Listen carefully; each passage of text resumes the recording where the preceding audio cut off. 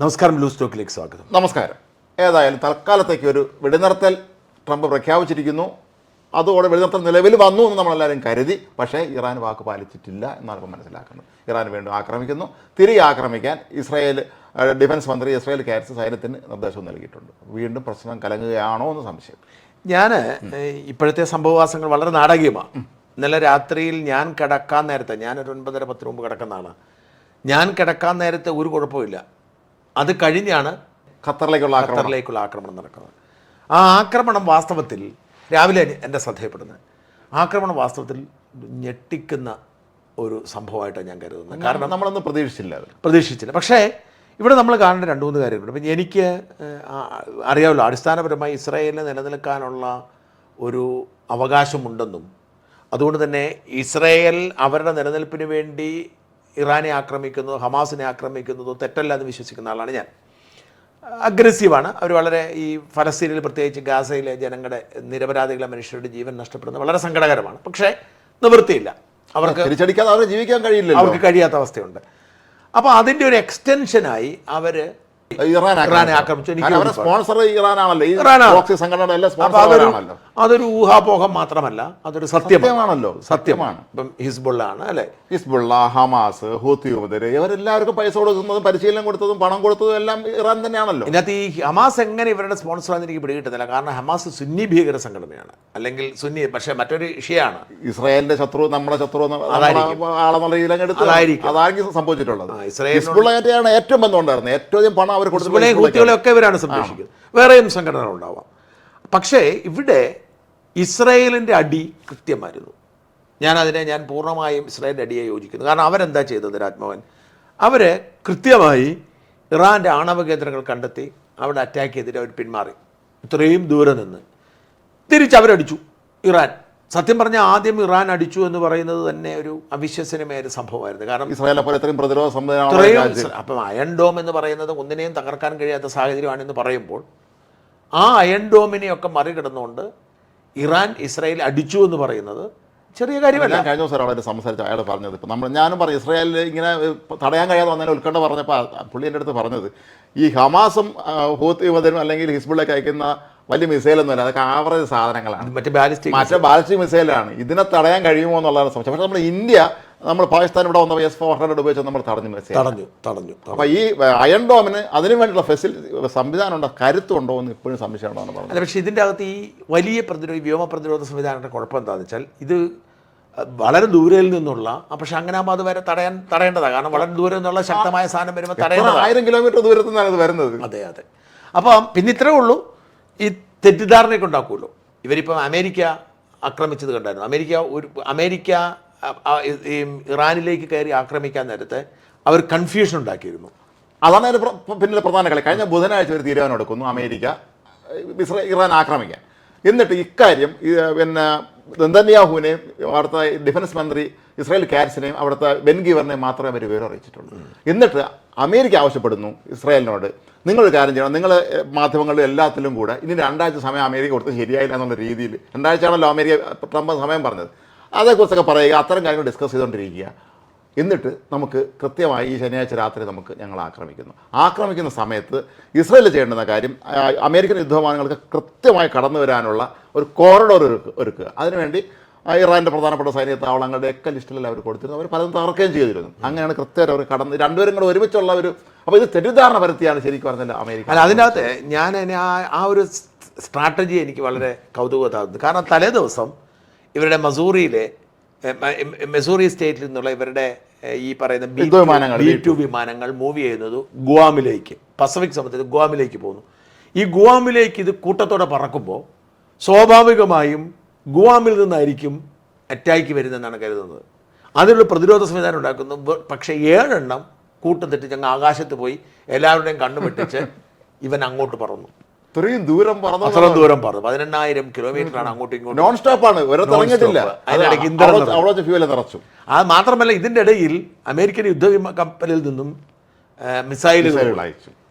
അതുപോലെ തന്നെ ടോമഹോക്ക് മിസൈലുകൾ. അതുപോലെ തന്നെ അകമ്പടിയായിട്ട് പല സ്ഥലങ്ങളിൽ നിന്നും ഈ എയർബേസിൽ സാധിച്ചു. അങ്ങനെ നാടകീയമായി തന്നെ എനിക്ക് ആ ഒരു മിലിറ്ററി ഓപ്പറേഷൻ്റെ ഒരു സൗന്ദര്യം നമുക്ക് കൃത്യമായി മനസ്സിലാക്കാൻ കഴിയുന്നത് അമേരിക്ക ആണവ കേന്ദ്രങ്ങൾ ആക്രമിച്ച സംഭവമാണ്. പക്ഷേ അവിടെയും ബാക്കിയാവുന്നൊരു പ്രശ്നം, നമ്മൾ ഈ അമേരിക്ക ഇസ്രായേൽ ആക്രമിച്ചുകൊണ്ടിരിക്കുന്നു, അമേരിക്ക ആക്രമിക്കുന്നു. ഈ ആക്രമണമൊക്കെ നടത്തുമ്പോൾ ഇറാന് ഇതിനെ പ്രതിരോധിക്കാനായിട്ടുള്ള ശേഷിയുണ്ടോ എന്ന് ഇവർ മനസ്സിലാക്കേണ്ടതുണ്ടായിരുന്നു. നമ്മളെല്ലാം കരുതുന്ന ഒരു ശേഷി ഇല്ലാന്ന്. ഇസ്രായേലിന് വളരെ അപ്രമാദിത്വം ഉണ്ട്, അല്ലെങ്കിൽ അമേരിക്ക കൂട്ടിനുണ്ടല്ലോ, പിന്നെ ഒന്നും പേടിക്കേണ്ട നമ്മൾ കരുതിയിരുന്നു. അപ്പോൾ ഇവിടെ നമ്മൾ മനസ്സിലാക്കേണ്ടത് ഇറാൻ ഇപ്പോൾ ഈ കഴിഞ്ഞ ഒരാഴ്ചത്തെ യുദ്ധത്തിൻ്റെ ബാക്കി പത്രം നോക്കുമ്പം രാജ്മോഹൻ സമ്മതിച്ചാലില്ലെങ്കിലും ഇറാൻ നമ്മുടെ മാധ്യമങ്ങളൊക്കെ പറഞ്ഞതിനേക്കാൾ കരുത്തുള്ള രാജ്യമാണെന്നും അവർക്കതിനുള്ള ശേഷിയുണ്ടെന്നും വ്യക്തമാക്കുന്നതാണ് പുറത്തു വന്നത്. കാരണം അവരെ തെളിയിച്ചു, അതൊരു സത്യമാണ്, നമ്മൾ അക്സെപ്റ്റ് ചെയ്യേണ്ടി വരും. ഇന്ന് മരിച്ചത് 4 പേരാണ്. ഇസ്രായേൽ ഇന്ന് 4 പേര് മരിച്ചു. ആ കെട്ടിടത്തിന് തകർത്തു. അപ്പോൾ ആലോചിക്കണം, ഇറാനെ പോലല്ല ഇസ്രായേൽ. ഇസ്രായേൽ നിരന്തരം ഈ ചുറ്റിനും ആക്രമണം കിട്ടുന്നത് കൊണ്ട് എല്ലാ വീടുകളും നിർമ്മിക്കുമ്പോൾ തന്നെ അതിന് പ്ലാനിങ് പെർമിഷൻ കിട്ടണമെന്ന് തുടങ്ങി. പ്ലാനിങ് പെർമിഷൻ എന്ന് പറഞ്ഞ സാധനം ഉണ്ടല്ലോ, ഈ നമുക്കിവിടെ ഇല്ലാത്ത, നമുക്കിവിടെ കെട്ടിച്ചിട്ടൊക്കെ എന്ന് വെച്ചാൽ മതി. അവിടെ ഇപ്പം വിദേശത്തൊക്കെ UK ആണെങ്കിലും നിങ്ങളൊരു കെട്ടിടം നിർമ്മിക്കണമെന്നുണ്ടെങ്കിൽ അതിന് കൃത്യമായ പ്ലാനിങ് പെർമിഷൻ ഉണ്ട്. പ്ലാനിങ് പെർമിഷൻ കിട്ടുമ്പോൾ അതിന് ആ സ്ട്രീറ്റിലെ മറ്റ് വീടുകൾ പോലെ തന്നെ ആയിരിക്കണം. അല്ല നമ്മുടെ ഇഷ്ടത്തിന് നമുക്ക് എത്ര കാശുണ്ടെങ്കിലും നമുക്ക് നമ്മുടെ ഇഷ്ടത്തിന് വെക്കാൻ പറ്റത്തില്ല. അപ്പം വീടിനൊരു ഒരു സ്ട്രീറ്റിൽ നമ്മൾ വീട് പണിയുന്നതിന് ഒരു നിശ്ചിത വലിപ്പം ഉണ്ടാവും. ആ നിശ്ചിത വലിപ്പത്തിൽ കൂടുതൽ നമുക്ക് പണിയാൻ പറ്റത്തില്ല. ബ്രിട്ടനിലൊക്കെ ഒരു സ്ട്രീറ്റിലെ വീടിൻ്റെ ഒരേ ലുക്ക്. ഇനി വലിയ വീട് പണിയാൻ പറ്റുന്ന ചില സ്ഥലങ്ങളുണ്ട്. ഇപ്പം നമ്മളീ പോകുന്ന വഴിയിൽ ഒരു വീട് കുറച്ച് വലുത് പണിയാനുള്ള ഡിസൈനുണ്ട്. പക്ഷേ ഈ ഡിസൈൻ ഉണ്ടെങ്കിൽ പോലും ഡിസൈൻ ഇതിൻ്റെ ലുക്കായിരിക്കണം, മൊത്തത്തിലുള്ള അവരെ ലുക്കായിരിക്കണം. ആ അകത്തെന്ത് വേണം ചെയ്യാം. പക്ഷെ വീടിൻ്റെ പുറവശം കാണുമ്പോൾ എല്ലാം ഈ എന്താണ് ഈ സിമെൻറ്റ് തേക്കാത്ത കട്ട കെട്ടിയ ഒരു സംഭവമാണ്. അപ്പം അതാണ് വീടിൻ്റെ ആർക്കിടെക്ചർ സംരക്ഷിക്കേണ്ടി വരുന്നത്. നമ്മുടെ ഇവിടെ അങ്ങനെ ആർക്ക് വേണം എന്ത് വേണം ചെയ്യാം. പലരും പറയാറുണ്ട് നമ്മൾ തിരുവനന്തപുരം നഗരത്തിൻ്റെ ബേസിക് കളർ എന്ന് പറഞ്ഞ ഒരു കാവ്യ കളറാണ്. University college, museum, public library, എല്ലാത്തിനും. പക്ഷേ ഇപ്പം നിർമ്മിക്കുന്ന പല കെട്ടിടങ്ങളും അങ്ങനെയും ചെയ്യുന്നില്ല. പക്ഷേ പലരും അങ്ങനെ നിർദ്ദേശിക്കുന്നുണ്ട്, ഇനി പുതിയ ബിൽഡിങ്ങുകൾ വയ്ക്കുമ്പോൾ അതനുസരിച്ച് ചെയ്യണമെന്നുള്ളത്. അല്ല, അങ്ങനെയൊന്നുമില്ല. അപ്പം ഇസ്രായേലിൽ അവർക്ക് വീട് വെക്കുമ്പോൾ ബങ്കർ നിർബന്ധമായിട്ട് ബങ്കർ ഉണ്ടാക്കണം. അപ്പോൾ ഫ്ലാറ്റിനാണെങ്കിലും വലിയ ബങ്കർ കാണും. ഒരു ഫ്ലാറ്റ് സമുച്ചയത്തുള്ള മുഴുവൻ പേർക്കും താമസിക്കാൻ കഴിയുന്ന ബങ്കർ ഉണ്ടാവണം. അതുപോലെ തന്നെ വഴിയിൽ ഇപ്പം നമ്മൾ ഒരു ബസ്സിൽ ആക്രമണം ഉണ്ടായപ്പോൾ ചാടി ഇറങ്ങി ബങ്കറിൽ പോയി. അത്രയധികം ബങ്കറുകൾ ഉള്ളതുകൊണ്ടാണ് ഇസ്രായേൽ ഇത്രയും വലിയ അറ്റാക്ക് ഉണ്ടായിട്ടും മരണമുണ്ടാവാത്തത്. എന്നിട്ടും ഇസ്രായേലിൻ്റെ അകത്ത് 25 പേര് നേരത്തെ മരിച്ചിരുന്നു. കഴിഞ്ഞ 3-4 ദിവസം കൂടെ മരിച്ചിരുന്നു. കൂടുതലുണ്ടാവുമെന്നും പറയുന്നുണ്ട്. ഇപ്പം 4 പേര് മരിച്ചിരിക്കുന്നു, നിരവധി പേർക്ക് പരിക്ക് പറ്റിയിരിക്കുന്നു പറയുമ്പോൾ വലിയ അറ്റാക്കിന് ഇസ്രായേൽ വിധേയമായി എന്ന് തന്നെ കരുതേണ്ടി വരും. ഞാൻ ഇസ്രായേലിനോട് നമുക്ക് വലിയ സിമ്പതിയുണ്ട്. മാത്രമല്ല ഞാനിവിടെ ട്രംപിനെയാണ് പഴിക്കുന്നത്. അല്ലേ, ട്രംപിൻ്റെ നിലപാട്. കാരണം എല്ലായിടത്തും പോയാൽ ഞാനാണ് ഇതിൻ്റെ ഒത്തീർപ്പുകാരനെന്ന് അവകാശപ്പെടുന്നത്. എന്തായാലും ഇന്ത്യയിൽ നിന്ന് പണി കിട്ടി അദ്ദേഹത്തിന്. ഇന്ത്യ പാകിസ്ഥാൻ യുദ്ധം നമ്മൾ അവസാനിപ്പിച്ചപ്പോൾ ഇത് ഞാനാണെന്ന് പറഞ്ഞു. പക്ഷേ എന്തായാലും കേന്ദ്ര സർക്കാർ ആർജവം കാട്ടി, ഒരു മധ്യസ്ഥന്മാരും ഇല്ലായിരുന്നു, ഞങ്ങൾ എന്നെ തീർത്തതെന്ന് അങ്ങ് പറഞ്ഞു. അല്ലെ, ട്രംപ് ഉണ്ടാക്കുന്ന കുറേ പ്രശ്നങ്ങളുണ്ട്. ഒരു പക്വതയില്ലാത്ത അദ്ദേഹം. അതായത് ഒരിക്കലും അമേരിക്കൻ പ്രസിഡന്റ് ഇങ്ങനെ ആവാൻ പാടില്ല. അതാണ് എൻ്റെ ഞാൻ പറഞ്ഞ അമേരിക്കൻ പ്രസിഡന്റ് എന്ന് പറയുന്ന രാജ്മോഹൻ ലോകത്തിന്റെ കാവൽക്കാരനാണ്, ലോക പോലീസിന്റെ മേധാവിയാണ് ആണ്. അപ്പോൾ അതുകൊണ്ട് അമേരിക്കൻ പ്രസിഡന്റ് അമേരിക്കയുടെ താല്പര്യം സംരക്ഷിച്ചോട്ടെ. ഇപ്പം ഞാൻ പറഞ്ഞ കുടിയേറ്റ വിഷയമൊക്കെ ഉണ്ടല്ലോ, അതൊക്കെ അവരുടെ താല്പര്യം അവർ സംരക്ഷിച്ചോട്ടെ, അമേരിക്കയുടെ വ്യവസായ താല്പര്യം സംരക്ഷിച്ചോട്ടെ. പക്ഷേ ലോകത്തെ മുഴുവൻ സംരക്ഷിക്കേണ്ട ഉത്തരവാദിത്വത്തിൽ നിന്ന് ഒരിക്കലും ഒരു അമേരിക്കൻ പ്രസിഡന്റ് ഒഴിഞ്ഞു മാറാൻ പാടില്ല.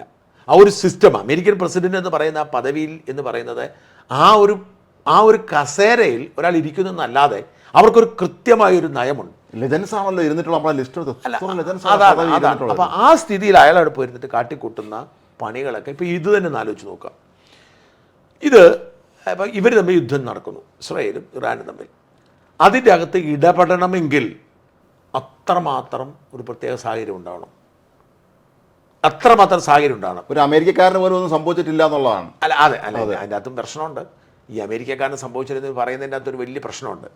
ഈ ഇസ്രായേലിലെ പൗരന്മാരിൽ മിക്കവരും തന്നെ വിദേശ സിറ്റിസൺഷിപ്പ് ഉള്ളവരാണ്. തട്ടിക്കൊണ്ടുപോയവരും പലരും ആണ് അമേരിക്കക്കാരൻ. അതായത് അമേരിക്കയിൽ നിന്നും ബ്രിട്ടനിൽ നിന്നും എന്തിനേറെ നമ്മുടെ കൊച്ചിയിൽ നിന്ന് പോലും അവിടെ പോയി ഡ്യുവൽ സിറ്റിസൺഷിപ്പ്.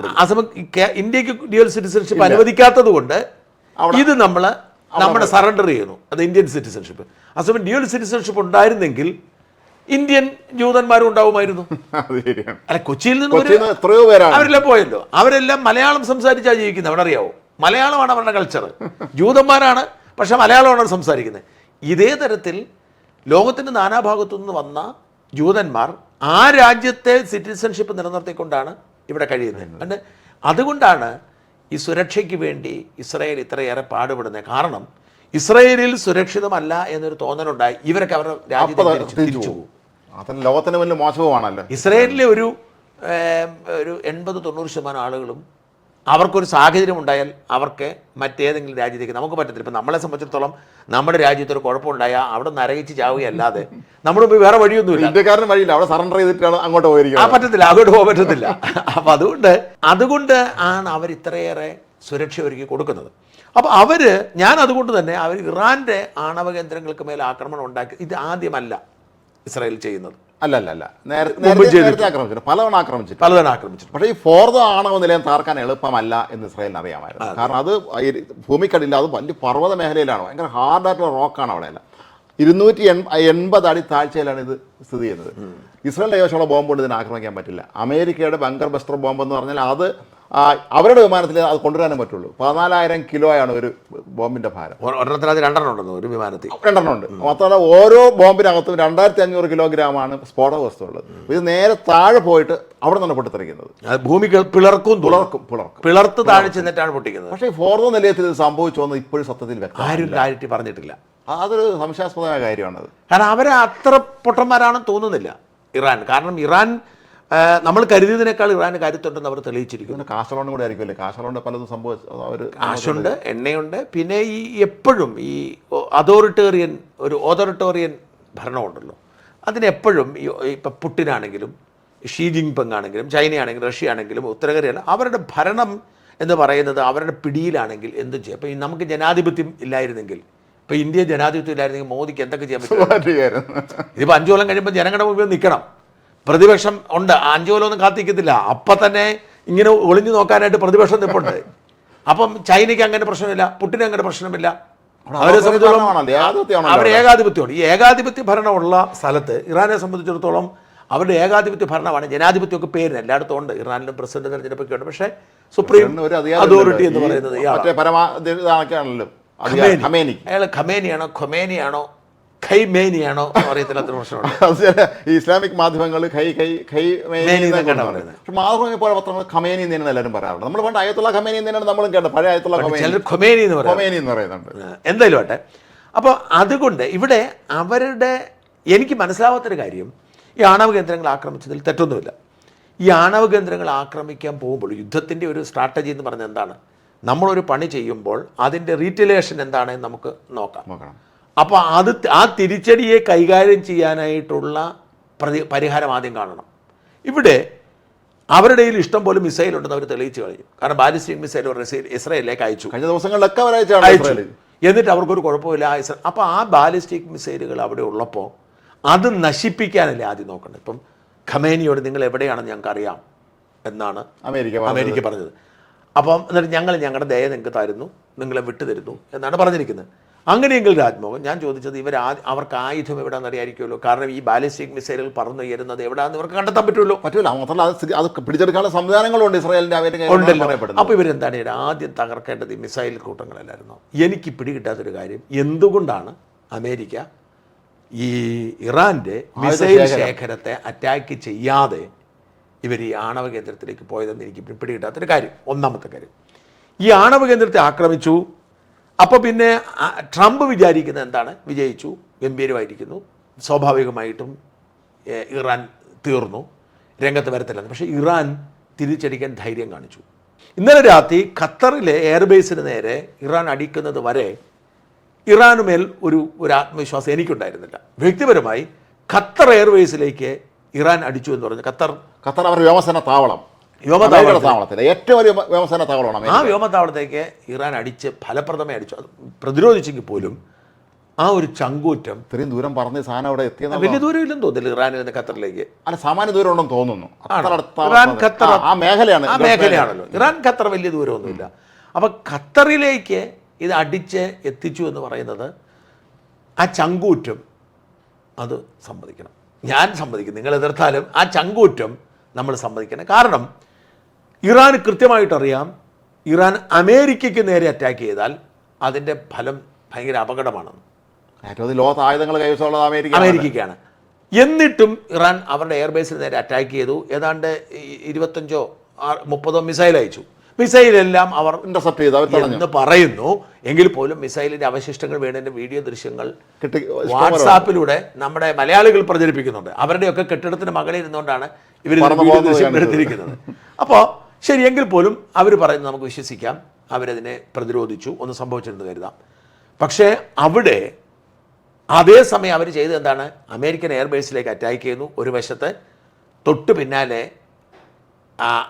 അങ്ങോട്ടായിരിക്കുന്നു ഇസ്രായേലിനെ വീണ്ടും അറ്റാക്ക് ചെയ്യുന്നു. അത് മാരകമായ അറ്റാക്കായി ഇസ്രായേൽ അടിക്കുന്നുണ്ട് ഇറാനെ.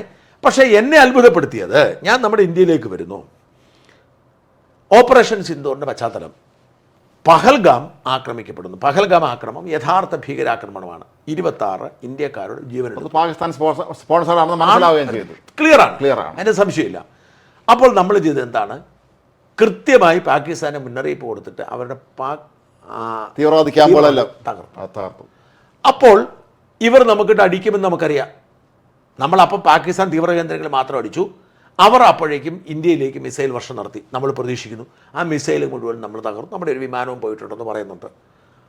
ഇവിടെ നമ്മൾ നിശബ്ദത പാലിച്ചാൽ, ഞങ്ങൾ അവരെ അടിച്ചു, അവർ ഞങ്ങളെ തിരിച്ചടിച്ചു, നിശബ്ദത പാലിച്ചാൽ നമ്മുടെ പ്രശ്നമായിരുന്നു. നമ്മൾ എന്ത് ചെയ്തു? പാകിസ്ഥാൻ ഇങ്ങോട്ട് അറ്റാക്ക് ചെയ്തുകൊണ്ട് അവരുടെ ആർമി താവളങ്ങളെല്ലാം അടിച്ചു തകർത്തു. അവർ പ്രധാനപ്പെട്ട വ്യോമസേന താവളം എല്ലാം തകർത്തു. അവർക്ക് എടുക്കാൻ കഴിയാതായി. ട്രംപ് ചാടി ഇറങ്ങി. കാരണം ട്രംപിന് മനസ്സിലായി ഇത് മുമ്പോട്ട് പോയാൽ പാകിസ്ഥാൻ തീർന്നു പോകുന്നു. മധ്യസ്ഥത വഹിച്ചു. ഇന്ത്യ ആണെങ്കിലും എപ്പോഴും ഒരു യുദ്ധത്തിലേക്ക് എടുത്ത് ചാടുക എളുപ്പമാണ്. കൃത്യസമയത്ത് പിന്മാറുന്നതിലാണ് മിടുക്കെന്ന് പറയുന്നത്. ഇന്ത്യ അതുകൊണ്ട് എന്ത് ചെയ്തു? പിന്മാറി. കാരണം പ്രശ്നം തീർന്നു. അതിൻ്റെ പേരിൽ ട്രംപ് ക്രെഡിറ്റ് അവകാശപ്പെട്ടു. ഇനി നമ്മൾ ഇവിടേക്ക് വരിക. ഇവിടെ സംഭവിച്ചെന്താണ്? ഈ ഇറാന്റെ ആണവ കേന്ദ്രങ്ങൾക്ക് നേരെ അമേരിക്ക ആക്രമണം നടത്തി. തിരിച്ച് അമേരിക്കയുടെ അടിക്കുന്നു. ട്രംപ് നിർത്തുന്നു. തിരിച്ചടിക്കാതെ നിർത്തുന്നു. നമ്മൾ തിരിച്ചടിച്ചിട്ട് നിർത്താൻ പറഞ്ഞപ്പോഴാണ് നിർത്തിയത്. നമ്മൾ പാകിസ്ഥാന്റെ അടിവേരിളക്കിയിട്ട് പറഞ്ഞു ശരി ഞങ്ങൾ നിർത്തിയെന്ന് പറഞ്ഞു. ഇവർ അടി കൊണ്ടിട്ട് പറഞ്ഞു ശരി ഞങ്ങൾ നിർത്തിയെന്ന് പറഞ്ഞു. അപ്പൊ അതല്ല ഇവിടെ സംഭവിച്ചിരിക്കുന്നത്. അടി കൊണ്ടിട്ട് തിരിച്ചടിച്ചില്ല എന്ന് മാത്രമല്ല, എന്നെ അത്ഭുതപ്പെടുത്തിയത് ട്രംപിന്റെ രാത്രിയിലെ അയാളുടെ ട്രൂത്ത് സോഷ്യൽ മീഡിയയിലെ പോസ്റ്റാണ്. Thank you Iran for informing us early. നിങ്ങൾ ഞങ്ങളെ നേരത്തെ അറിയിച്ചതുകൊണ്ട് ഞങ്ങൾ ആളെയൊക്കെ മാറ്റി, അതുകൊണ്ട് ഞങ്ങൾക്ക് ജീവൻ നഷ്ടപ്പെട്ടില്ല, അതിന് ഇറാന് നന്ദി ആയിരിക്കട്ടെ എന്ന് ഇയാൾ അത് രാത്രി വെടിനിർത്തൽ പ്രഖ്യാപിച്ചു. എന്നിട്ട് അയാൾ ചാടി പറഞ്ഞ് വെടിനിർത്തലായി എഗ്രി ചെയ്തിരിക്കുന്നു. 5 മണിക്ക് വെടിനിർത്തൽ നിലവിൽ വരുമെന്ന് പറഞ്ഞു. 5 മണി ആയപ്പോഴത്തേക്കും ഇവിടെ മിസൈൽ വർഷം നടക്കുകയാണ്. അയാളപ്പോഴത്തേക്കും പ്ലീസ് നിങ്ങൾ ദയവായി അമേരിക്കൻ പ്രസിഡന്റുമാരുടെ അന്തസ്സ് കളയുന്ന ഒരു പരിപാടിയായി. ഗൾഫ് യുദ്ധം നടന്ന നമുക്ക് ഓർമ്മയുണ്ടല്ലോ. അന്ന് അമേരിക്ക എത്ര ശക്തമായിട്ടാണ് ഇറാഖിനെയൊക്കെ നേരിട്ടത്. ഗൾഫ് രാജ്യങ്ങളിലെ മുഴുവർക്ക് ആധിപത്യം സ്ഥാപിക്കാനൊക്കെ കഴിഞ്ഞത് അമേരിക്കയിലെ ശക്തന്മാരെ പ്രസിഡന്റുമാരായിരുന്നുകൊണ്ട് തന്നെയാണ്. ഇദ്ദേഹത്തെ സംബന്ധിച്ച് എനിക്ക് പലപ്പോഴും തോന്നിയിട്ടുള്ള കാര്യം, അദ്ദേഹത്തിന് ചില സ്വകാര്യ താല്പര്യങ്ങൾ, സ്വകാര്യ ബിസിനസ് താല്പര്യങ്ങളുണ്ട്. എല്ലാ രാജ്യത്തും അദ്ദേഹത്തിന് താല്പര്യങ്ങളുണ്ട്. ഒരുപക്ഷെ ഇതൊക്കെ തന്നെയായിരിക്കും അദ്ദേഹത്തെ കൂടി ഇതൊക്കെ ചെയ്യിക്കുന്നത്. മാത്രമല്ല പലപ്പോഴും അത് യാതൊരു തരത്തിലുള്ള പക്വതയില്ലാതെ പെരുമാറുന്നതെന്ന് നമുക്ക് തോന്നിയിട്ടുണ്ട് പെരുമാറ്റം. അല്ല രാജ്മോഹൻ, ഇവിടെ നമ്മൾ ശ്രദ്ധിക്കേണ്ട ഒരു കാര്യം, ഇറാൻ്റെ ഈ യുദ്ധതന്ത്രം എന്നെ വളരെ ഇഷ്ടപ്പെടുത്തി ബഹുമാനം എനിക്ക് തോന്നിയ യുദ്ധതന്ത്രം എന്ന് പറഞ്ഞാൽ, ഇറാൻ ആദ്യം പറഞ്ഞു ഞങ്ങളൊരു എഗ്രിമെൻറ്റിലും ഒപ്പിട്ടിട്ടില്ല. ആദ്യം തന്നെ പറഞ്ഞു നിങ്ങളിപ്പോൾ ഇറാൻ എങ്ങനെയാണ് ഈ പറയുന്നത്? സംഭവിച്ചെന്താണ്? ഇവർ തിരിച്ചടിച്ചതോടെ അമേരിക്കയുടെ കിളി പറഞ്ഞു, ട്രംപിൻ്റെ കിളി പറഞ്ഞു, ഇനി മുമ്പോട്ട് പോയാൽ പണിയാവുമെന്ന് മനസ്സിലായി. അവരൊന്നും ചെയ്യാൻ പറ്റുന്നത് പിടികിട്ടി. ഈ സമയത്ത് ട്രംപ് എന്ത് ചെയ്തു? പെട്ടെന്ന് വെടിനിർത്തലിന് ഖത്തർ അമീറിനെ വിളിച്ചു. ഈ ഖത്തർ അമീറും ട്രംപ് തമ്മിൽ വലിയ അടുപ്പമാണ്. ഖത്തർ അമീറാണല്ലോ ഒരു വിമാനമൊക്കെ കൊടുത്തിട്ടുണ്ട്, ഗിഫ്റ്റ് കൊടുത്താണ്. അതേസമയം ഖത്തറുമായിട്ട് മാത്രമാണ് ഇറാന് നല്ല ബന്ധമുള്ളത്. വളരെ സൗഹൃദ രാജ്യമാണ് ഖത്തർ. അത് പ്രത്യേകം പറഞ്ഞിരുന്നു, ഖത്തർ രാജ്യത്തിനെതിരെയല്ല ഞങ്ങൾ നടക്കുന്ന ഇവർക്കെതിരെയാണ് ആണ് ആ ഒരു ജനത്തെ പോലും. അതൊക്കെ ഇറാൻ്റെ അന്തസ്സ് വർദ്ധിപ്പിച്ചു കേട്ടോ.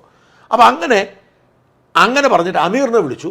അമീർ പ്രധാനമന്ത്രി വളരെ, ഈ ഖത്തർ പ്രധാനമന്ത്രി വളരെ നല്ലൊരു ലോബിയിസ്റ്റ്, അതായത് മധ്യസ്ഥ ശ്രമത്തിന് എപ്പോഴും മുമ്പിൽ നിൽക്കുന്ന വിഷയത്തിലൊക്കെ ഖത്തറാണല്ലോ ഏറ്റവും. അൽത്തമീം എന്ന് പറയുന്നൊരു, അൽത്തമീം എന്ന അവസാനത്തെ പേര്, മൊത്തം പേര് നമുക്ക് ഓർത്തിരിക്കാൻ പറ്റുന്നത്. ഈ അൽത്തമീം എന്ന് പറയുന്ന ഈ പ്രധാനമന്ത്രി വളരെ ജനസമ്മതിയുള്ള മധ്യസ്ഥത ചർച്ചയ്ക്ക് മിടുക്കനായി. ഹമാസ് അടക്കമുള്ള എല്ലാ വിഷയങ്ങളും അയാൾ ചർച്ചയ്ക്ക് പോകുന്നു.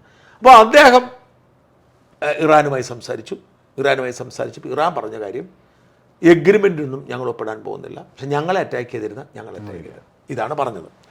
അപ്പം ഇത് ട്രംപ് ആവേശപൂർവ്വം ചാടിക്കടന്നു. ഞാൻ സംസാരിച്ചു. അപ്പം മറ്റേ തുളസി ഗാർബേജ് എന്താണ് അവരുടെ പേരുണ്ടല്ലോ, അവിടുത്തെ ഇന്റലിജൻസ് ചീഫ് ആ ഇന്റലിജൻസ് ചീഫ് പറഞ്ഞുകൊണ്ടോ ഞങ്ങളുടെ ട്രംപ് വളരെ കഷ്ടപ്പെട്ടു, രാത്രി മുഴുവൻ ഉറക്കളിച്ചിരുന്നിട്ട് സമാധാനം ഒപ്പിച്ചു. കാരണം നോബൽ സമ്മാനത്തിന് അപേക്ഷിക്കണം. മാത്രമല്ല അതേക്കുറിച്ച് രസകരമായ വാർത്ത വന്നിട്ടുണ്ട്.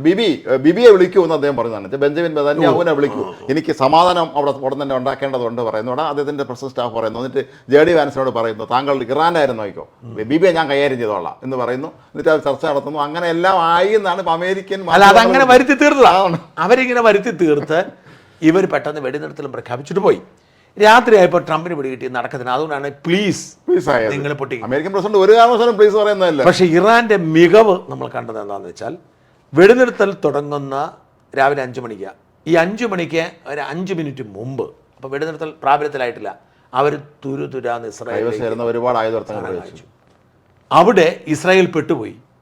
കാരണം ഈ സാധനം അവിടെ കിട്ടിക്കഴിഞ്ഞപ്പോഴത്തേക്കും വെടിനിർത്തൽ നിലവിൽ വന്നു. തിരിച്ചടിക്കാതിരിക്കാൻ പറ്റത്തില്ല. പക്ഷേ ഇസ്രായേലിൻ്റെ നാണക്കേട്, കാരണം ആഭ്യന്തര രാജ്യത്ത് വലിയ നാണക്കേടുണ്ടായി. ഒന്നാമത് ജനാധിപത്യമുള്ള രാജ്യമാണ്. അവിടെ ഈ നെതന്യാഹുവിൻ്റെ യുദ്ധ രീതികളോടും ഹമാസിനെ കൈകാര്യം ചെയ്തതിനോടും ഒക്കെ അഭിപ്രായ വ്യത്യാസമുള്ള ഒരുപാട് പേരുണ്ട്. രാഷ്ട്രീയ ഭാവി പോലും ബാധിക്കുന്ന കാര്യമാണ്. അപ്പം ഇറാനുമായിട്ടുള്ള യുദ്ധം സൂക്ഷിച്ച് കൈകാര്യം ചെയ്യണമെന്ന് വിശ്വസിക്കുന്ന സർക്കാരിൽ തന്നെയുണ്ട്. എന്തിനേറെ ട്രംപിന്റെ സർക്കാരിലുണ്ട് എതിർപ്പുള്ളവർ. റിപ്പബ്ലിക്കൻസിൽ ഒരുപാട് പേരുണ്ട് നേരെ കൈകാര്യം ചെയ്തിട്ടില്ല എന്ന് പരാതിയുള്ളവരുണ്ടെന്നാണ്. ഉണ്ട്. അപ്പോൾ ആ പശ്ചാത്തലത്തിലാണ് ഇദ്ദേഹം പിന്നെ തിരിച്ചടിക്കേണ്ടി വരും. തിരിച്ചടിച്ചില്ലെങ്കിൽ പിടിച്ചു നിലനിൽക്കുക. അങ്ങനെയാണ് പറയുന്നത് വെടിനിർത്തൽ. അതാണ് സംഭവിച്ചത്. അല്ലാതെ രാജ്മോഹൻ പറഞ്ഞ മാതിരി ഞാൻ വിശ്വസിക്കുന്നില്ല. ഇറാൻ വെടിനിർത്തൽ ലംഘിച്ചിട്ടില്ല. പക്ഷേ ഇറാൻ ബുദ്ധി ഉപയോഗിച്ചു. വെടിനിർത്തൽ തുടങ്ങുന്നതിന് തൊട്ട് മുമ്പത്തെ നിമിഷത്തിൽ കയ്യിൽ കിട്ടിയ അറ്റാക്ക് ചെയ്തു. അപ്പോൾ വെടിനിർത്തൽ തുടങ്ങിയില്ലല്ലോ. അപ്പോൾ ഇസ്രായേലിനെ സംബന്ധിച്ച് ഇസ്രായേൽ ക്യാരിസ് ഉത്തരവിട്ട സ്ഥിതിക്ക് അവർ ആക്രമിക്കുമോ എന്നുള്ള പ്രസക്ത ചോദ്യമാണ്. ഇനിയാണ് യഥാർത്ഥത്തിൽ അപകടം ഉണ്ടാകാൻ പോകുന്നത്. ഞാൻ പറഞ്ഞത് ഇതൊക്കെ പറയുമ്പോഴും നമ്മൾ ശ്രദ്ധിക്കേണ്ടത്, ഇറാൻ അണുവായുധം ഉണ്ടാക്കിയിട്ടില്ല. അവരുണ്ടാക്കാൻ ശ്രമിക്കുന്നത് ഉണ്ടെന്നാണ്. പക്ഷേ ഇസ്രായേൽ ആരോപിക്കുന്നവരെ കൈവശം അങ്ങനെയാണോ? ഇല്ല, അങ്ങനെ നേരത്തെ ഒരിക്കലും ആരോപിച്ചിരുന്നു. ഇവരെ കൈവശം 10-15 അണുവായുധം ഇരിപ്പുണ്ടെന്നാണ്. പക്ഷെ അങ്ങനെയല്ല, അമേരിക്ക പറഞ്ഞ അങ്ങനെയല്ല. ഇല്ല, ഇല്ലെന്നാ പറയുന്നത്. അവർക്കുണ്ടെന്ന് തോന്നുന്നില്ല. അവരതിനെ ഡെവലപ്പ് ചെയ്തിരിക്കുന്നത്. പക്ഷേ ഇസ്രായേലിലുണ്ട്. അപ്പം ഇസ്രായേലിൽ നാണക്കേട് വരികയും ഇസ്രായേൽ രണ്ടും കൽപ്പിച്ച് ഇറങ്ങുകയും ചെയ്താൽ പണിയാകും. ഇപ്പോൾ ഇസ്രായേൽ എന്തുകൊണ്ടാണ് മൗനം പാലിച്ചിരിക്കുന്നത്? അമേരിക്കയോട് അവർക്ക് പിണങ്ങാൻ യാതൊരു താല്പര്യവുമില്ല. ട്രംപ് മധ്യസ്ഥത ഉണ്ടാക്കി നോബൽ സമ്മാനത്തിന് ശ്രമിച്ചുകൊണ്ടിരിക്കുമ്പോൾ ഇസ്രായേൽ അത് പൊളിച്ചു എന്ന് പറഞ്ഞാൽ അവർക്ക് നാണക്കേടാണ്. മാത്രമല്ല ഡിഫൻസ് പാർട്ട്നേഴ്സ് ആണല്ലോ, പണ്ട് മുതലേ പങ്കാളികളാണ്. അമേരിക്ക ഇല്ലാതെ ഇസ്രായേൽ ഇല്ല. അതുകൊണ്ട് ട്രംപിനെ വേദനിപ്പിക്കാൻ താല്പര്യമില്ലാത്തത് കൊണ്ടാണ് ഇസ്രായേൽ മിണ്ടാതിരിക്കുന്നത്. പക്ഷേ വെടിനിർത്തൽ ഇറാൻ ലംഘിച്ചു എന്ന് ആരോപിക്കുമ്പോൾ സ്വാഭാവികമായും അവർ തിരിച്ചടിക്കുമെന്നാണ്. ഇറാൻ്റെ പുറത്ത് വെച്ച് യഥാർത്ഥത്തിൽ ടെക്നിക്കലി ഇറാൻ വെടിനിർത്തൽ ലംഘിച്ചിട്ടില്ല.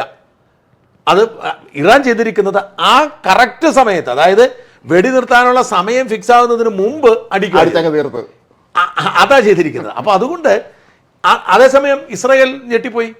കാരണം ഇസ്രായേൽ 4-5 പേര് മരിച്ചു. വലിയ കടങ്ങൾ പോയി. മാത്രമല്ല ഇതിൻ്റെ മുഴുവൻ വിശദാംശങ്ങൾ പിന്നെ വരത്തുള്ളൂ. അപ്പം ഞാൻ ഈ റഷ്യയുടെ യുദ്ധവും യുക്രൈൻ യുദ്ധം ഇത് സൂക്ഷ്മമായി നോക്കിക്കൊണ്ടപ്പോൾ എനിക്ക് അത്ഭുതം തോന്നിയൊരു കാര്യം, നമ്മൾ വിചാരിക്കുന്നതിനേക്കാൾ പക്ഷപാതിത്വം പാശ്ചാത്യ മാധ്യമങ്ങൾക്കുണ്ട്. അവരൊരു പക്ഷം ചേർന്ന് കഴിഞ്ഞാൽ ആ പക്ഷത്തിന് ഗുണകരമായ വാർത്ത അവർ കൊടുക്കും. ഇപ്പം നമുക്ക് റഷ്യയോട് ഒരു അടുപ്പമുണ്ടായിരുന്നുകൊണ്ട് യുക്രൈൻ തമ്മിൽ യുദ്ധം ഉണ്ടായപ്പോൾ നമ്മൾ എന്ത് കരുതി, 2-3 ദിവസം കൊണ്ട് യുക്രൈൻ തിരിച്ചു വരുന്നത്. പക്ഷെ പിന്നീട് കാക്കുന്ന വാർത്തകൾ മുഴുവൻ യുക്രൈൻ വിജയിച്ചു വരുന്ന തരത്തിൽ. കാരണം പാശ്ചാത്യ മാധ്യമങ്ങൾ റിപ്പോർട്ട് ചെയ്യുന്നത് അങ്ങനെയാണ്. യഥാർത്ഥത്തിൽ യുക്രൈൻ്റെ 4-5 പ്രവിശ്യകൾ റഷ്യ കൈവശപ്പെടുത്തി. നേരത്തെ ഒരു പ്രവിശ്യ ഉണ്ടായിരുന്നുള്ളൂ.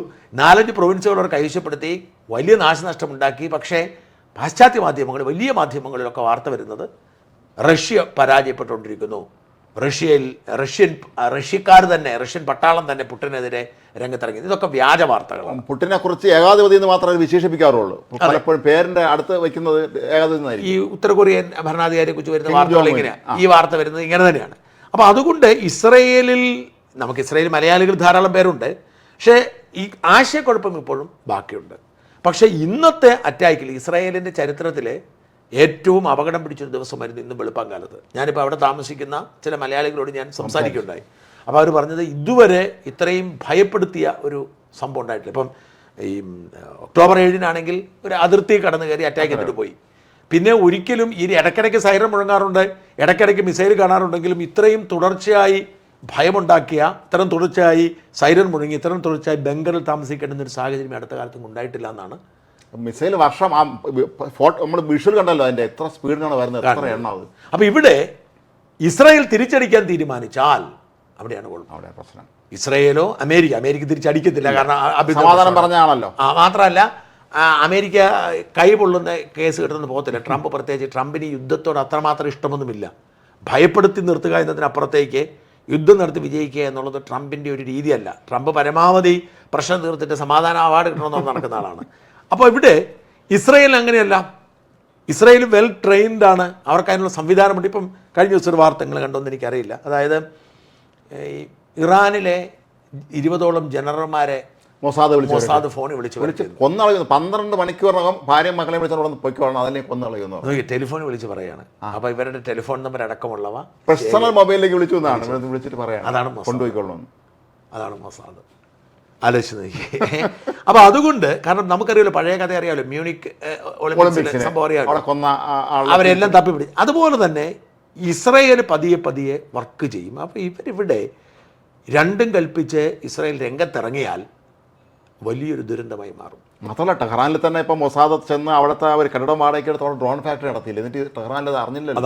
അതാ പറഞ്ഞത് അത്രയും സൂക്ഷ്മത. അപ്പോൾ ആരുടെയും, കഴിഞ്ഞ ദിവസം ബെന്യാമിൻ നെതന്യാഹു പറഞ്ഞിരുന്നു, ആരുടെയും സഹായമില്ലെങ്കിൽ ഞങ്ങൾ ചെയ്യേണ്ടത് ചെയ്യുമെന്ന് പറഞ്ഞിരുന്നു. ഓർമ്മയുണ്ടോ? 2 ആഴ്ച, അത് നിങ്ങൾ പറഞ്ഞ മാതിരി നമ്പരായിരുന്നു, 2 ആഴ്ചയ്ക്ക് സമയം വേണമെന്ന് ചോദിച്ചാൽ അതായിരുന്നു. പക്ഷേ ഇറാനെ തിരിച്ചടിക്കാൻ ഇസ്രായേൽ തീരുമാനിച്ച വലിയ നാശമുണ്ടാവുകയും ആ നഗരത്തിന് മേൽ അണുബോംബ് പോലും വീഴുകയും ചെയ്യുന്ന ഒരു സാഹചര്യമുണ്ട്. സർവനാശത്തിലേക്ക് സംഭവിക്കും. ഇപ്പം ഖമേനിയെ കൊല്ലുന്നു എന്നുള്ളതല്ല അവർക്ക് അത്ര പ്രധാനപ്പെട്ട കാര്യമെന്നാണ് എനിക്ക് തോന്നുന്നില്ല. 86 വയസ്സാണ്. പക്ഷേ ടെഹ്റാനിലേക്ക് ഇവർ ബോംബിട്ടാൽ അത് ഗൗരവമേറിയ വലിയ വിഷയം. മാത്രമല്ല ഇപ്പോൾ തന്നെ നിശബ്ദമായിരിക്കുന്നെങ്കിലും ചൈനയുടെയും റഷ്യയുടെയും ഒക്കെ പിന്തുണയുണ്ട് എന്ന് തീർച്ചയാണ്. റഷ്യ ഏതാണ്ട് പിന്തുണ പരോക്ഷമായി പറഞ്ഞു കഴിഞ്ഞു. മാത്രമല്ല മറ്റേ ഇവരുടെ ഒരു മുൻ പ്രസിഡന്റ് ഉണ്ട്, 2018 മുതൽ 2016 മുതൽ 18 വരെ എങ്ങാണ്ട് പുട്ടിന് ഇടയ്ക്ക് ഭരണഘടന പരിഷ്കരിക്കാൻ വേണ്ടി മാറുന്ന ഒരു കാലയളവുണ്ട്. ആ കാലം ഒരു ദിമിത്രേവ് എന്ന് പറയുന്ന ഒരു പ്രസിഡന്റ്,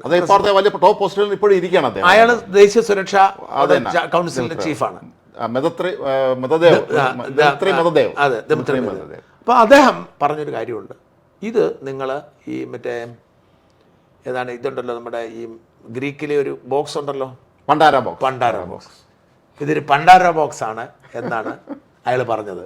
ആ പണ്ടാര ബോക്സിന്റെ കഥ അറിയാമല്ലോ. അതായത് ആ ബോക്സിൻ്റെ അകത്ത് മരണവും രോഗവും ഒക്കെ ഉണ്ട്. അത്തരമൊരു ബോക്സാണ് നിങ്ങൾ തുറന്നു വിട്ടിരിക്കുന്നത് എന്നാണ് ഈ ദിമിത്രി മെദ്വെദേവ് പറഞ്ഞത്. അപ്പോൾ ഇവർ വളരെ ശക്തമായ ഒരു സ്വാധീനം ഈ റഷ്യയുടെയും ചൈനയുടെയും ഒക്കെ ഇവരുടെ പിറകിലുണ്ട്. മാത്രമല്ല ഇവർക്ക് നമ്മൾ കരുതുന്നതിനപ്പുറത്തേക്ക് ആയുധങ്ങളുണ്ട് എന്ന് പുറത്ത് വന്നതോടുകൂടി ഇനി സംഭവിക്കാൻ പോകുന്നത് അവിശ്വസനീയമായ കാര്യങ്ങളാവാം. ലോകത്തെ തന്നെ ഒരു 3-ാം ലോകമഹായുദ്ധത്തിലേക്ക് നമ്മൾ ഭയപ്പെട്ടിരുന്നു കഴിഞ്ഞ ദിവസം ഇങ്ങനെ സംഭവിച്ചപ്പോൾ തന്നെ. ഇങ്ങനെ സംഭവിക്കാം, ഇപ്പോൾ ഇവർ തിരിച്ചടിച്ചോടി ഇങ്ങനെ സംഭവിക്കാം. അപ്പം ട്രംപ്, ഞാൻ പറയുന്നത് ഇവിടെ ട്രംപ് യഥാർത്ഥത്തിൽ ഇസ്രായേലിനെ പ്രതിസന്ധിയിലാക്കിയിരിക്കുകയാണ്. ഇസ്രായേലിനെ അവർ ന്യായമായ പിന്തുണ കൊടുത്ത് അന്താരാഷ്ട്ര UN-ലൊക്കെ സംരക്ഷണം കൊടുത്ത് സ്റ്റാൻഡേർഡ് അകലം പാലിച്ച് മുമ്പോട്ട് കൊണ്ടുപോയി ചെയ്യേണ്ടിയിരുന്നത്. പകരം ട്രംപ് ആവേശം കാണിച്ച് അവിടെ ചാടി ഇറങ്ങി കംപ്ലീറ്റ് ആവേശം കാണിച്ചാണ് കുഴപ്പമില്ല, ചാടി ഇറങ്ങി കുളമാക്കി. ഇസ്രായേലിന് മുമ്പ് വലിയ പ്രതിസന്ധി ഇപ്പോഴും നിലനിൽക്കുന്നത്, ഇപ്പം ഇറാൻ ആക്രമിച്ചല്ലോ, ഇസ്രായേലിനെ സംബന്ധിച്ച് അവർ പ്രതികാരം വീട്ടുന്ന നേരത്തിൽ കണിശക്കാരാണ്. ഞങ്ങൾ ആക്രമിച്ചാൽ ഞങ്ങൾ ആക്രമിച്ചിരിക്കും എന്ന് നിർബന്ധക്കാരാണ്. അപ്പോൾ ഈ പറഞ്ഞതുപോലെ ഇസ്രായേൽ തിരിച്ചടിക്കാൻ ഇറങ്ങിയാൽ അത് ഗുരുതരമായ പ്രത്യാഘാതം ഉണ്ടാക്കും. ഇനി അതിൽ സംഭവിക്കും തന്നെയാണ് ഞാൻ കരുതുന്നത്. വല്ലാത്ത ആശങ്കപ്പെടുത്തുന്ന ദിനങ്ങളാണ്. എന്തായാലും ട്രംപ് ഒരു പരാജയമാണെന്ന് വ്യക്തമായിക്കൊണ്ടിരിക്കുന്നു. ഓരോ കാര്യങ്ങളും എങ്ങനെയാണ് വിഷയങ്ങളെ കൈകാര്യം ചെയ്യേണ്ടത്, എങ്ങനെയാണ് രാജ്യങ്ങളെ കൈകാര്യം ചെയ്യേണ്ടത്, എങ്ങനെയാണ് സുഹൃത്തുക്കളെ കൈകാര്യം ചെയ്യേണ്ടത്, എങ്ങനെയാണ് ശത്രുക്കളെ കൈകാര്യം ചെയ്യേണ്ടതെന്നും ട്രംപിന് അറിയില്ല. ട്രംപ് ആ ഒരു സമീപനമാണ് വാസ്തവത്തിൽ ഇസ്രായേലിനെ കുഴപ്പത്തിലാക്കുന്നത്. ഇസ്രായേൽ അവരുടെ സംരക്ഷണത്തിന് വേണ്ടി എടുക്കുന്ന നിലപാടൊക്കെ അംഗീകരിക്കപ്പെടുമ്പോൾ ഇവിടെ വേറൊരു പ്രശ്നം സംഭവിച്ചിട്ടുണ്ട്. ഇത്രയേറെ ചെറുത്തു നിന്നതോടെ, അതായത് ഞാൻ പറഞ്ഞ ആകപ്പാടെ ഹമാസ് ആണെങ്കിലും ഇറാൻ ആണെങ്കിലും എവിടെയും എന്ത് ഭീകരതയുണ്ടെങ്കിലും സന്തോഷിക്കുന്ന കുറച്ച് പേര് നമ്മുടെ മൗദൂദികളായിരുന്നു, മീഡിയ 1 ചാനലും. പക്ഷെ അതിനപ്പുറത്തേക്ക് ഇസ്ലാമിക ലോകത്ത് ഒരു ഹീറോ പരിവേഷം ഈ ഇറാന് വന്നു കഴിഞ്ഞു. ഈ സംഭവത്തിൽ അമേരിക്ക തിരിച്ചടിച്ചു. ബാക്കി എല്ലാവരും അമേരിക്കയുടെ മുമ്പിൽ കുമ്പിട്ട് നിന്ന് അവരുടെ ആനുകൂല്യം കൈപ്പറ്റുമ്പോൾ പണ്ട് ഇറാഖിനെ കാണിച്ച് നിരപ്പാക്കിയല്ലോ അമേരിക്ക. അതാ പറഞ്ഞു അങ്ങനെ ചങ്കൂറ്റമുള്ള രാജ്യം. അതുകൊണ്ടാണ് ഇപ്പം ഈ അമേരിക്കയോട് എതിർത്ത് നിൽക്കാൻ കഴിയാത്തത് കൊണ്ടാണ് വാസ്തവത്തിൽ സൗദിയും UAEയും ഒക്കെ അമേരിക്കയുടെ ഒരു നിഴൽ പോലെ പൊയ്ക്കൊണ്ടിരുന്നത്. അവരുടെയൊക്കെ മുഖ്യ ശത്രുവാണ് ഇറാൻ.